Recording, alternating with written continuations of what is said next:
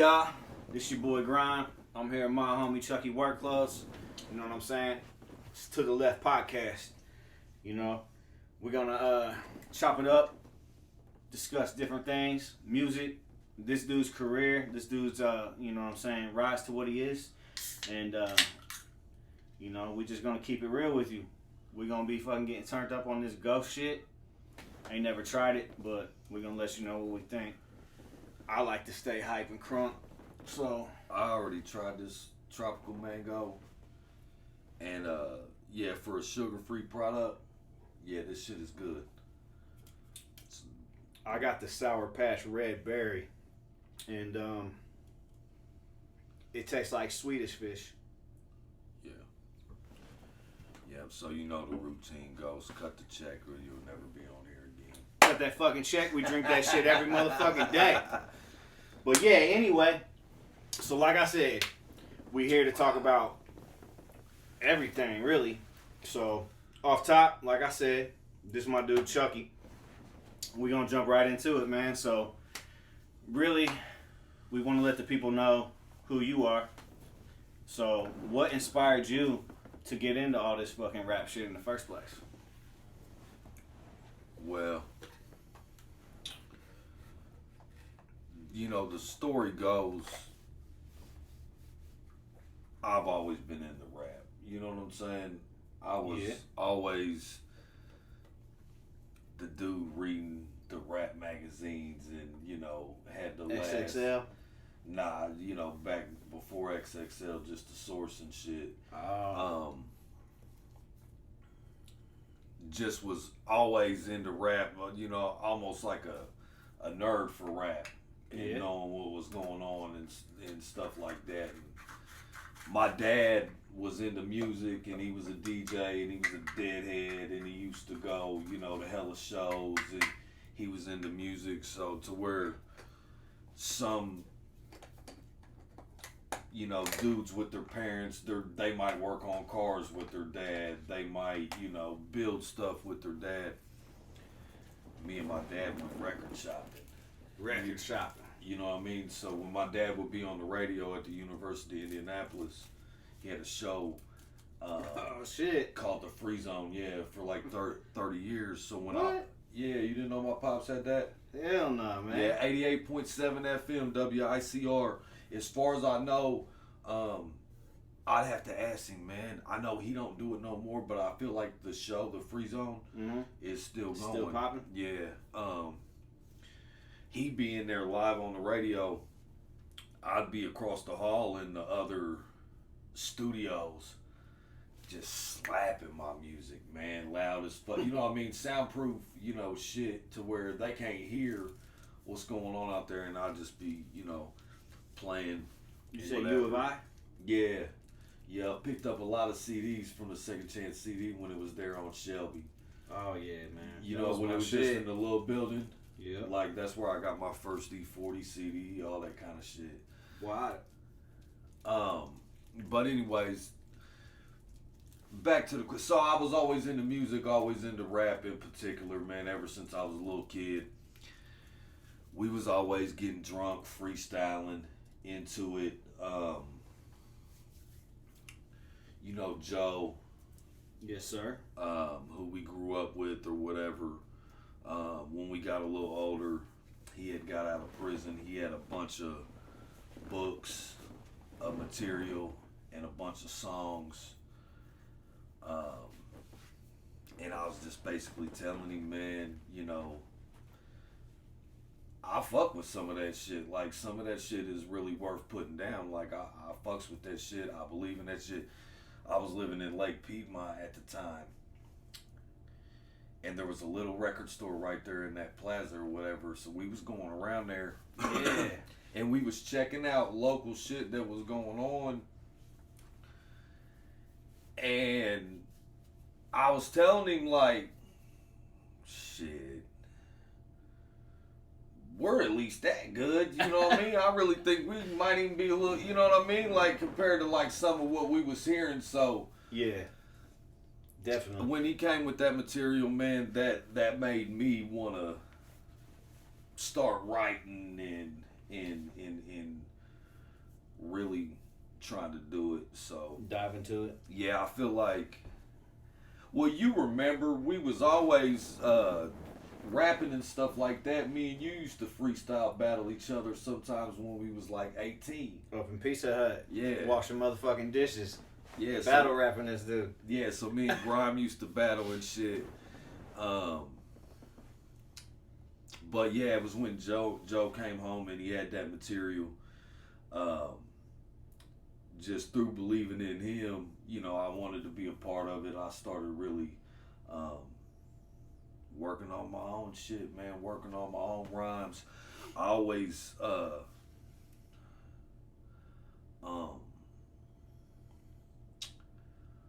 believed in what I was trying to do content wise.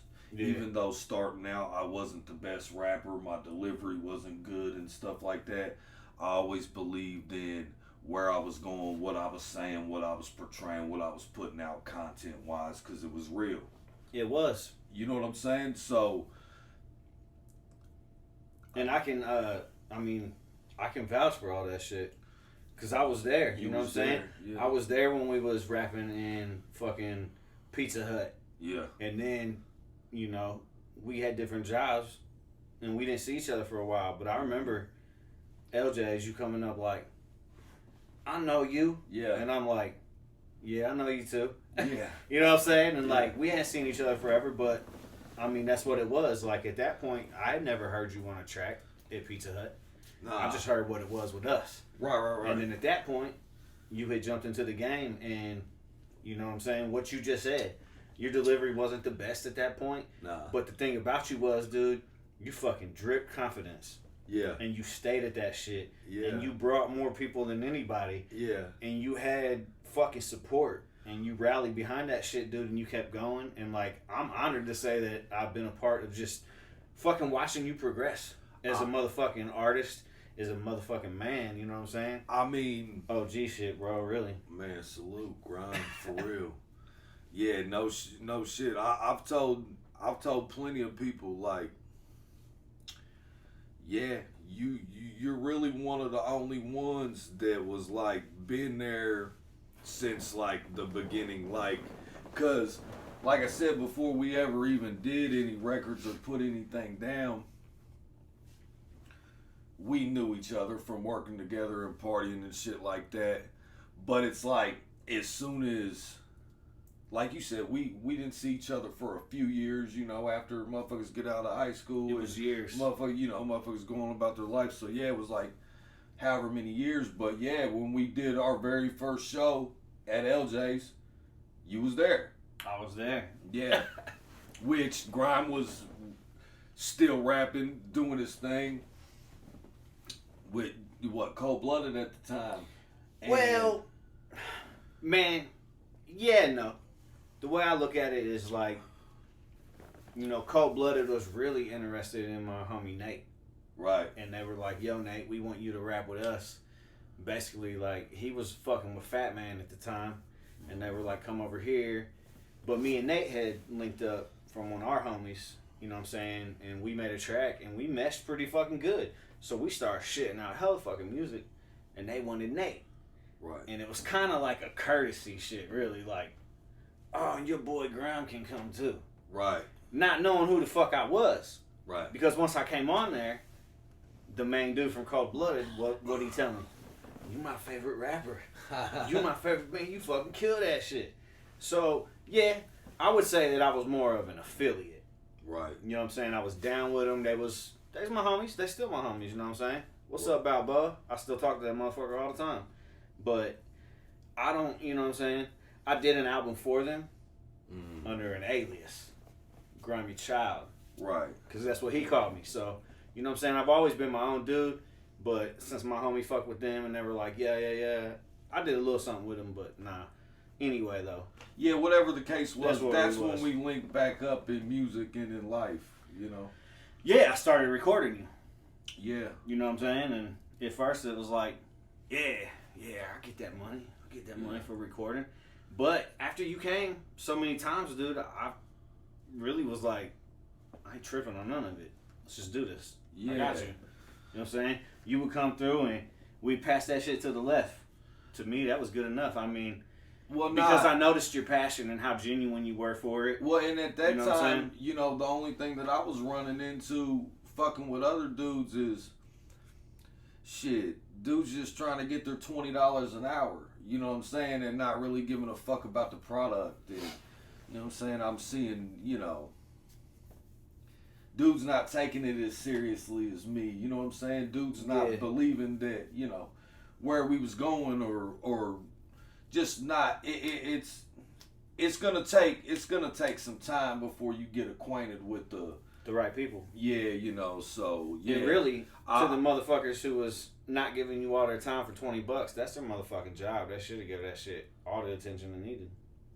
That's some hoe shit. Yeah, you know.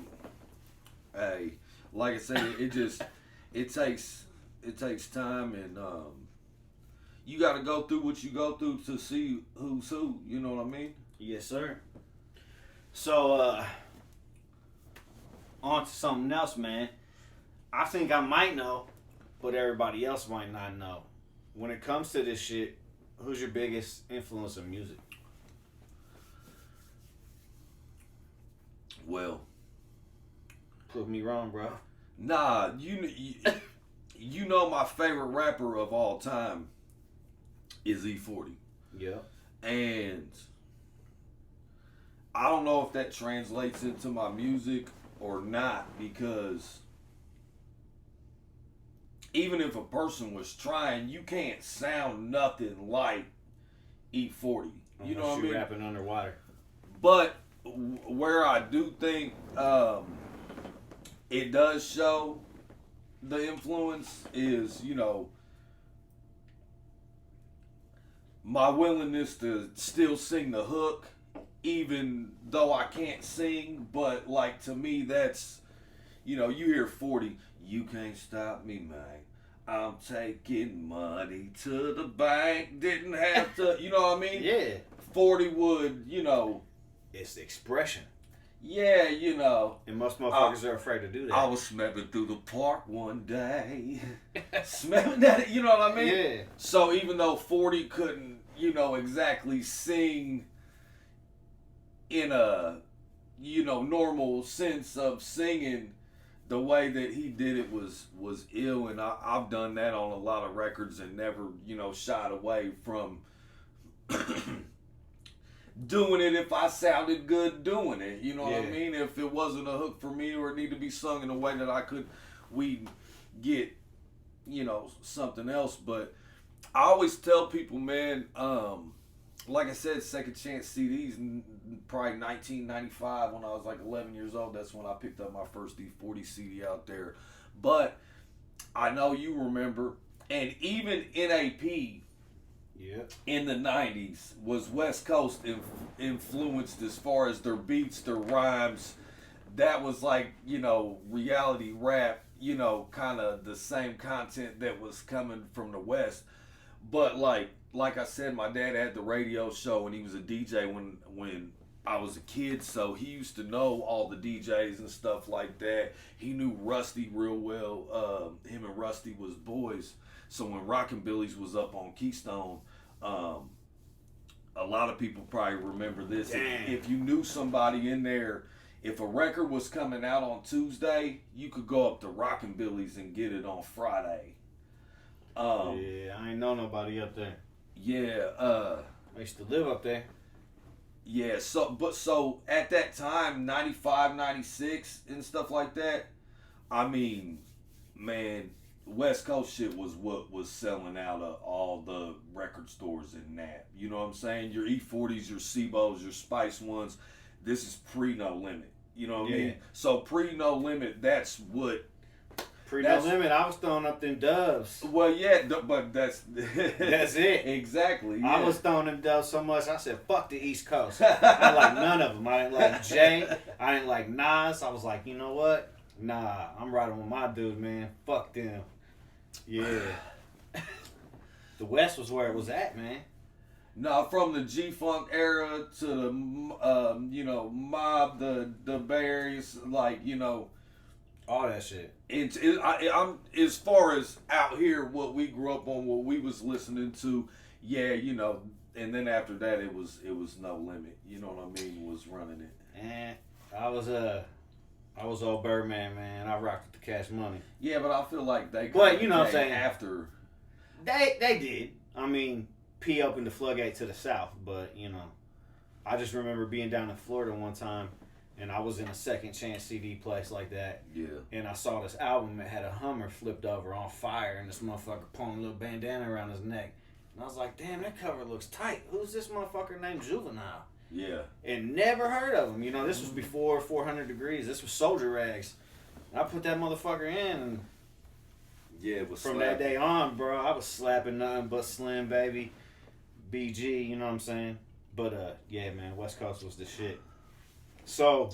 At that time. But that's, okay, so you take the G-Funk era, but when I heard like the production that 40 and them was having, and just it was crazy, man. That became the sound that I just most loved, man. Yeah. And I feel like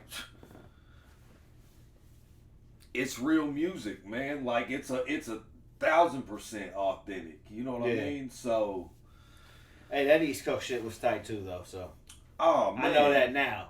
I ain't hating on them. They were dope, but you know what I'm saying. Yeah, I was biased. I still am. You start to understand Jay-Z and Nas a little bit better when you get a little bit older. Jigga's my shit. Yeah, Jigga's my shit. So, aside from music, man, when it comes to life, dude, like some of the biggest influences in life to just be an upright dude, man. Influences in life, man. I just it sounds like your pops was a big influence as far as I feel like love of music. I feel like, yeah, my dad definitely influenced me without trying to influence me in that way to be into music. As far as, you know, my influences in life, man, it is, you know, anybody else that I know that's that I know personally that's something that I can really look up to. That's a tough question, man. I mean, I'm not necessarily patterning anything that I'm doing after anybody, but anybody that you do see around me quite often, I do respect and I have learned things from. Yeah. So my biggest influences in life might be the people that you see me around often. You know what I mean? Because think about it, if they're not influencing me in the right way, why would I be around them often? True. You know what I mean? That wouldn't make no sense. So, man, shout out to everybody that, you know, that I rock with all the time, that you see me with, that I work on music with, that I work, you know, at my other gigs with. Shit, you know, I'm full time with the pop shit, you know what I mean? Never gonna give up on that. Shit, that's my real life's work, you know what I mean? Man, so it's just important too. You know, the real influences, you know, shit, shout out to my grandpa, man, you know, stayed married to my grandma, you know, until the day that he died, no matter how much, you know, bullshit that I did when I was a teenager. He was the only one, you know, brave enough or real enough to push you on game. Tell me a lot of things in a way that I didn't understand at the time, but nobody else was telling me that I can sit with today. And man, all that shit really means a lot to me, you know what I mean? So yeah, shout out to my grandpa for the tough love, man. When you talk about influences, shit, he put in his work, man. He took care of his family. He was a good dude. People used to love to be around him. He was a fool when he was drunk. I never met him, man. I met your grandma, but I mean, the reason I really asked that question was based off of something I saw you say, and it was about your grandpa, where you said, "I wish I could tell him he was right about everything." Well, you know, man, me and my grandpa, like most kids when they get up, you know, in late teenagers and you know, into their 20s, you know, you can't be told nothing, man. You're disrespectful, you know what I mean? I know. Pride, ego, you know what I mean? You got it all figured out. My grandpa might not have had the best communication skills in the world when it got to, you know what I mean? But neither do I, probably, you know what I mean? So hey. It's bro, I think we all lacking that. It's all good. He put up with my grandma for, you know what I mean, and man, yeah, he gets a big salute for that, man. Yeah. So I feel you, man. See, that's the shit.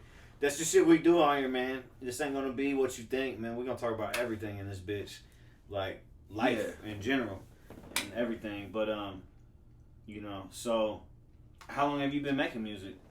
All in all, like legitimately, like putting out projects, not freestyling and parties and shit like that. How long you been putting out music? It's 12 years now. 12? Yeah, because we did our first tape in 2010. And what was that called? Express Life Volume 1. That was 2010, and then we did our first show in February 2011 at LJ's. Hell yeah. So like around the fall, winter 2010, we was doing that first tape in a little 1-bedroom apartment in the back of Lake Piedmont. Hell yeah. What was that? So what was Ghetto Gold third? There was, let's see, Express Life Volume 1, Express Life Volume 2. I just remember making that cover for Ghetto Gold. Was 3? Yeah. Alright, that's what I thought. And then Express Life Volume 3. And somewhere there around the same time was the tape that I did with Hostile and KO. It's called I don't even know if I ever heard that. Honestly. Yeah, it was called The Prologue, man. You did the whole project with him? Yeah. Like how many songs? It was like shit, probably, I don't know. More than 5? Yeah. Oh yeah. Damn, I didn't know that. So how many projects you got all together? And you can include or exclude collaboration joints like that. How many solo joints you got? You know off top? Solos? How many Professor works you got? You got 5. There's 5 of those. Yeah. And then what? Solos, so not like the ones me and you done together, just solos. I mean, yeah. Let's see, 5 Professor Works, Tax Season, City Blocks and Truck Stops, Every Trials and Tribulations of Chucky Workclothes. Well, no, every I get what step's you're a saying. collaboration. Yeah, every step, take that one out. So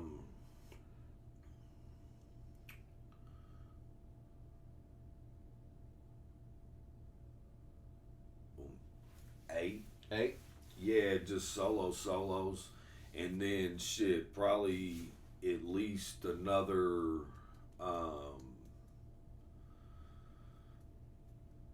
I know you got 2 with me, so that's 10. Cindy is 11. Yeah. You got I-65, right? Yeah, that's 12. 2 with them 7. 14. The 5 that I named, the early ones, the Express Life 1 through 3, Ghetto Gold, Prologue.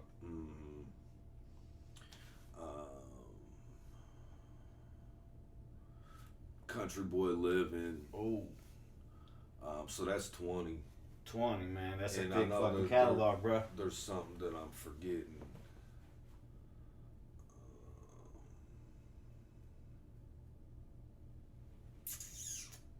I can't think of it. At least 20 projects. 20, man. That's Yup. that's a thick ass motherfucking catalog, bro. Man. And you know, like, man, you did that pretty quick. Nah, it's been longer than you think. It's been. I mean, it's it been is 12 years. Time goes quick, man. 12 years don't seem like shit, really. I got a few hundred songs, man. I've been blessed to be able to put down that much work. I just hope people can see the progression. You know what I mean? I think it's obvious. I never want to stop getting better, man. I don't even like putting stuff out no more if I don't feel like it's getting sharper in a way, or it's if it's not as dope as what I did last, in my opinion. You know what I mean? I ain't in no hurry to whatever. So, you know, being at 20 projects or however many, that's what me. I've really slowed down on how much I was dropping in the last couple years, because I'm getting more anal about my shit. Yeah. But I gotta be. You know what I mean? Because I look at Volume 5, Overtime Desired, City Blocks and Truck Stops, Just to Eat, Every Step is Proof. Like, every step is proof. You know what I mean? Motherfucking step. Yeah. No, but that's what I'm saying. So, like, oh no, and shout out to M7. That's my dude, man, for life. Good dude, love him to death.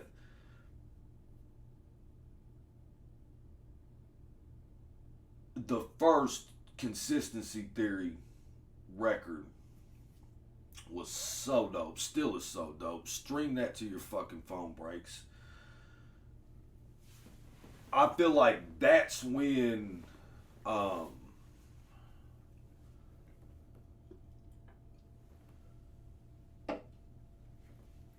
you could really start to see the progression. The stepping. Yeah, because I had definitely progressed, and shout out to 7, because shit, he was holding his own on both them records. Yeah. And that's kind of like when me and you do songs, like,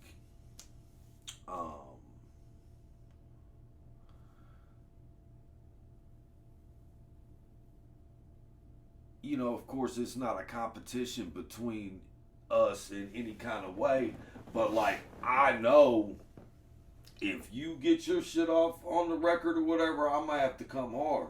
Yeah, we push each other. Yeah. So, probably, really right here, one of the only motherfuckers that's ever made me even think about maybe rewriting or redoing my shit. You know what I mean? So, that's funny, man.